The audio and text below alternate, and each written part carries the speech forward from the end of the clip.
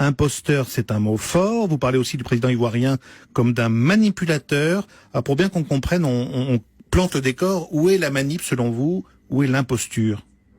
La première imposture, si on prend la sémantique, c'est que l'imposteur en particulier, c'est celui qui se fait passer pour ce qu'il n'est pas. Ça, c'est le dictionnaire.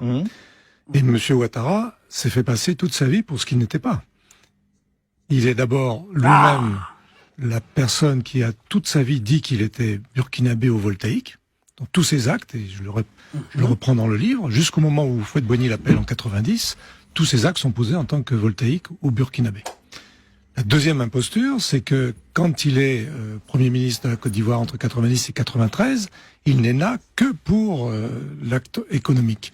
Même Bédier dit dans ses mémoires, n'avait pas à s'occuper de notre héritage, il était burkinabé. À l'époque de la présidence de Houphouët-Boigny. À la mort d'Houphouët, il a même essayé, et j'explique comment, il a voulu violer la Constitution une première fois, puisqu'il a voulu contourner l'article 11 en créant un Conseil des sages avec M. Yassé. Et jusqu'à aujourd'hui, M. Ouattara n'a fait que faire le contraire de ce qu'il aurait dû faire quand il était appelé par Houphouët-Boigny. Mais ce soir, Bernard Oudin, on a un Alassane Ouattara réélu président de la Côte d'Ivoire dès le premier tour, avec un score qu'on pourrait dire africain, on disait ça autrefois, 83,7% des voix. Là aussi, vous dites, c'est une imposture ou cette élection vous paraît quand même légitime? Là, on a dépassé l'imposture, on est dans la forfaiture. Dimanche, tous les observateurs, en particulier les journalistes, et je m'en réfère aux journalistes français qui étaient à Abidjan ce jour-là, ont vu la vacuité de cette élection, ont vu le vide dans les bureaux de vote, et on nous annonçait 4 taux de participation entre lundi matin et mercredi matin. On est passé de 40 à 45 à 60 puis à 52. On est un peu au-dessus de 50 finalement. On est autour de 15. Dans la dernière version. On est autour de 15 pour être très sérieux. Oui. Mais cela dit, vous remarquez que les adversaires principaux de M. Ouattara dans ce scrutin ont reconnu leur défaite et son élection. Non, aucun adversaire principal de M. Ouattara était dans l'élection. Les adversaires parmi les candidats. Parmi les candidats, il y avait des candidats qui étaient des faire-valoir, qui n'étaient que ça. En particulier l'ex-représentant du FPI, puisqu'il n'est plus membre du FPI. Il n'est représentant du FPI que par la volonté de la justice de M. Ouattara. Mais le FPI historique de Laurent Gbagbo n'était pas dans cette élection, avait annoncé le boycott avec l'accord du président Gbagbo, et c'est la grande majorité des Ivoiriens qui ont boycotté ce scrutin. Mais est-ce que vous sous-entendez, Bernard Oudin, qu'il y a eu un trucage des résultats, un bourrage des urnes? Enfin, on est dans une élection. Il y a eu un bourrage du taux de participation. Il y a eu une absence de gens dans les bureaux de vote. Je prends un seul exemple. Vos confrères de TV5 étaient présents à la clôture du scrutin dans le plus grand bureau de Côte d'Ivoire, qui est le lycée William Ponty de Yopougon. Il y avait 8000 inscrits. À 17h à la fermeture du scrutin, il y avait 1000 votants. Et on nous annonce à Yopougon 35 à 40% de votants. C'est une insulte à l'intelligence. Camarades, ça, c'est les Blancs eux-mêmes qui parlent. Ça, c'est pas bon qu'on est, hein. Ça, c'est pas bon qu'on est, hein. Ça, c'est les Blancs eux-mêmes. C'est Bernard Oudin qui parle là. Et les journalistes de Europe 1. C'est pas moi, hein. Vous avez compris? Draman est un imposteur. C'est un imposteur. Ceux qui jusqu'à présent n'acceptent pas le fait que Draman Ouattara était un Burkinabé, voilà, là maintenant, là, vous avez compris, non? C'est un Burkinabé. Il n'est jamais né en Côte d'Ivoire. Ça, c'est de la fabrication. C'est Zrobi Balo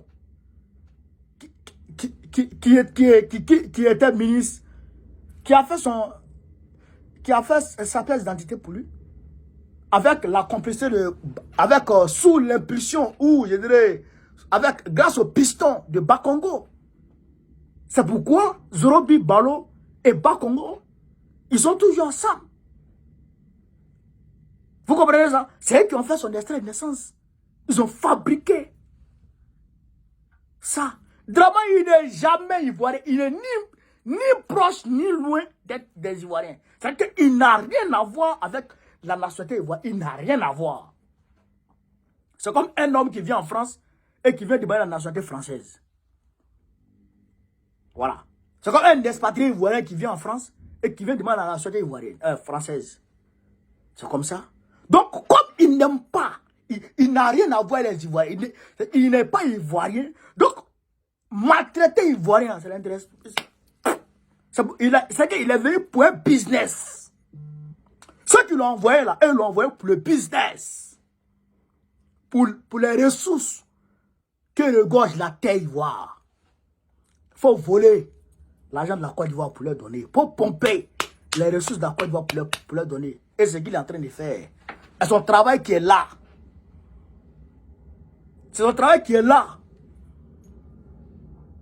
Voilà. C'est-à-dire que c'est un pion. C'est un pion de la DGSE. Draman que vous voyez là. Voilà. C'est ça qui est la vérité. C'est ça qui est la vérité. Donc, ça, si les gens ne comprennent pas ça, il faut qu'on vous dise ça. C'est que clairement, et c'est ce que le monsieur a dit. Voilà. Mais malgré ce genre d'élection, Macron l'a applaudi. Aujourd'hui, ça est dans sa gorge.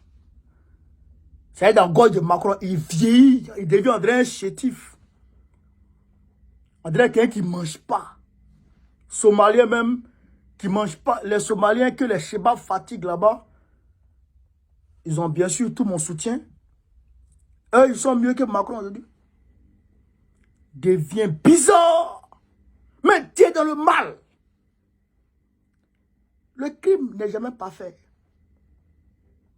Jamais. Quand tu fais le mal là, c'est jamais parfait. Forcé. Il y aura un retour. Forcé, tu vas te tromper quelque part. Mais tu es en train de travers le diable. Le diable là, lui, il fait que tu restes sur sa main. Lui, il veut que tu dépends tout de lui. Donc, lui, il te fait faire des erreurs. Donc, quand tu fais une erreur et que tu te rends compte de ton erreur, tu veux rattraper.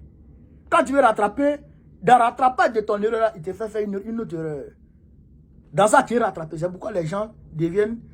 Quand tu commences à voler, tu commences à voler poulet, tu as volé mouton, tu as volé cabri, tu as volé mouton, tu as volé bœuf, tu as volé cheval, et tu as venu voler l'homme. C'est comme ça. Le mal progresse. Quand tu donnes ta main au diable, il prend ta tête. C'est ça qui les arrive, les Macron. Draman Ouattara a décapité Toussaint. Il a brûlé des gens vifs. Terrorisé les Ivoiriens. Pour pouvoir s'imposer à eux en 2020. En ce moment, Macron était dubitatif. Il voulait donner son soutien à Soro-Guillaume. Il voulait pas donner son soutien à Soro-Guillaume. Jean-Yves Le Drian et puis Bruno Le Maire l'ont convaincu à soutenir Draman. Il a soutenu Draman, il a chassé Soro-Guillaume. Il a chassé Soro-Guillaume et il a pensé qu'en 2025, Draman Ouattara allait facilement le lâcher. Là, maintenant, il se rend compte que Draman Ouattara est prêt à mourir au pouvoir. Donc là, elle est obligée de rattraper son erreur de 2020 en nous envoyant Thiam. Mais Thiam, c'est trop tard. C'est trop tard. Thiam peut pas, voilà. Thiam peut pas nous... Thiam peut, il peut pas être au deuxième tour. Gbagbo ira. Gbagbo sera candidat. Alors que Draman ne sera pas candidat. Qui peut gagner Gbagbo en Côte d'Ivoire? Qui peut gagner Gbagbo en Côte d'Ivoire? Personne. Donc, ça c'est erreur qu'il veut rattraper. Mais il ne pourra pas.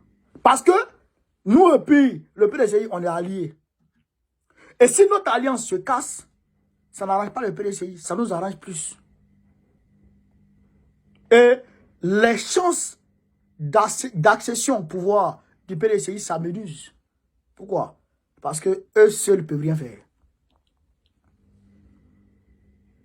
Donc, Macron est dans un dilemme. Le Mali, le Burkina Faso, le Niger l'ont échappé totalement.